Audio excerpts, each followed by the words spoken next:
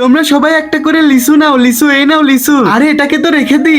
আরে মা আমাকে আর একটা লিচু দাও। আরে না সবাইকে একটা করে দেওয়া হয়। কি আমাকে লিচু দিবা না? ঠিক আছে, সব লিচুকে তো আমি এখানে লুকাই রাখি। কি মা তুমি ওইখানে লিচু রেখে দিলে? দাঁড়াও, এখন আমাকে কিছু করতে হবে।